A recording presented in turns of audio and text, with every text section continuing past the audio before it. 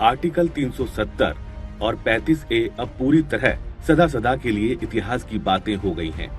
Supreme court की 5 सदस्यीय संविधान पीठ ने सर्वसम्मति से अनुच्छेद 370 को निरस्त किए जाने की प्रक्रिया को सही करार दिया है। कोर्ट के मुताबिक अनुच्छेद 370 हटाने का केंद्र सरकार का फैसला संवैधानिक तौर पर सही है। यह फैसला जम्मू कश्मीर के एकीकरण के लिए था।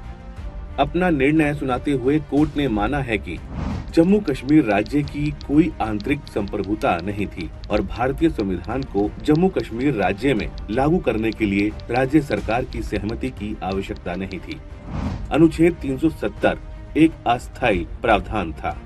विलय पत्र और उद्घोषणा दिनांक 25 नवंबर 1949 पर हस्ताक्षर के बाद जम्मू कश्मीर संप्रभुता का कोई तत्व बरकरार नहीं रखता है। अनुच्छेद 370(3) के तहत राष्ट्रपति द्वारा शक्ति का प्रयोग भारतीय संविधान को उसकी संपूर्णता में लागू करना था। यह कदम केवल देश के बाकी हिस्सों के साथ जम्मू कश्मीर राज्य के संवैधानिक एकीकरण की प्रक्रिया को पूरा करने के लिए था। सुप्रीम कोर्ट ने मानवाधिकार उल्लंघनों की जांच के लिए सत्य एवं सुलह आयोग के गठन की भी सिफारिश की है। लद्दाख और जम्मू कश्मीर को अलग अलग केंद्र शासित प्रदेश बनाए जाने को लेकर भी जजों ने टिप्पणी की है। 370 पर फैसला सुनाते हुए CJI ने कहा कि भारत की संसद को यह अधिकार है कि वह जम्मू कश्मीर और लद्दाख को अलग अलग केंद्र शासित प्रदेश बना सके। अनुच्छेद 3A के मद्देनजर लद्दाख को केंद्र शासित प्रदेश बनाने के फैसले की वैधता को बरकरार रखते हैं। यह अनुच्छेद भारत की संसद को किसी भी राज्य से एक क्षेत्र को अलग करके केंद्र शासित प्रदेश बनाने की अनुमति देता है। अनुच्छेद 370 से जम्मू कश्मीर को पूरी तरह आजादी मिल गई है। जम्मू कश्मीर पर इसे थोपने का षड्यंत्र शेख अब्दुल्ला और नेहरू ने किया था। अनुच्छेद 370 को लागू करने के लिए शेख अब्दुल्ला ने सबसे पहले मांग की थी। उन्होंने इस मामले में 3 जनवरी 1949 को सरदार पटेल को एक पत्र लिखा। सरदार पटेल ने इसे मानने से साफ इनकार कर दिया। जब सरदार पटेल के सामने शेख अब्दुल्ला की नहीं चली तो उन्होंने यही प्रस्ताव पंडित नेहरू के सामने रखा।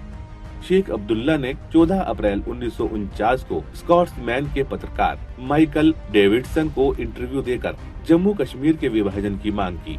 इसके बाद पंडित नेहरू ने सरदार पटेल पर शेख की बातों को मानने का दबाव बनाया।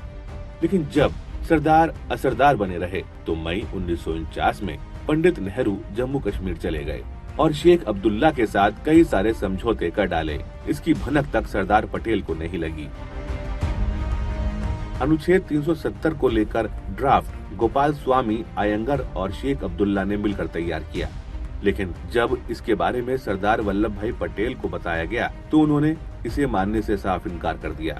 सरदार पटेल के हस्तक्षेप के बाद इसका एक नया मसौदा तैयार किया गया, लेकिन उसे शेख ने मानने से इनकार कर दिया। इसके बाद अयंगर ने कुछ परिवर्तनों के साथ इसे फिर से शेख को भेजा, लेकिन इस बार सरदार पटेल ने इसे मानने से इनकार कर दिया। इसके बाद इसमें आखिरी परिवर्तन कर 17 अक्टूबर 1949 को संविधान सभा में पेश किया गया। शेख ने इसका विरोध किया और अयंगर को पत्र लिखकर संविधान सभा से इस्तीफा देने की धमकी दी। हालांकि सरदार पटेल की आगे किसी की नहीं चली। 370 के पहले ड्राफ्ट में सारी शक्तियां शेख के पास थीं, जिसे बदलवाकर पटेल ने शेख अब्दुल्ला की अंतरिम सरकार की जगह यूनियन ऑफ इंडिया जोड़ दिया। सरदार पटेल का यही वो कदम था जिसके कारण अनुच्छेद 370 हटाया जा सका। ये तथ्य सभी जानते हैं। पंडित नेहरू के अहंकार और जिद के कारण जम्मू कश्मीर के भारत में विलय में देरी हुई थी, जबकि महाराजा हरि सिंह हमेशा से जम्मू कश्मीर का विलय भारत में चाहते थे। सरदार पटेल का सपना अब साकार हो गया है। आर्टिकल 370 को जम्मू कश्मीर से हटाने के केंद्र सरकार के फैसले पर सुप्रीम कोर्ट ने भी मुहर लगा दी है। कोर्ट के इस फैसले का देश भर में स्वागत हो रहा है। अनुच्छेद 370 के निरस्त होने के बाद से जम्मू कश्मीर वासियों को एक देश में एक विधान, एक प्रधान, एक निशान के साथ ही देश के बाकी राज्यों की तरह समान अधिकार भी मिल रहे हैं। नया जम्मू कश्मीर चहुमुखी विकास के पथ पर लगातार अग्रसर है। जम्मू कश्मीर भारत का अभिन्न अंग था, अभिन्न अंग है और अभिन्न अंग रहेगा।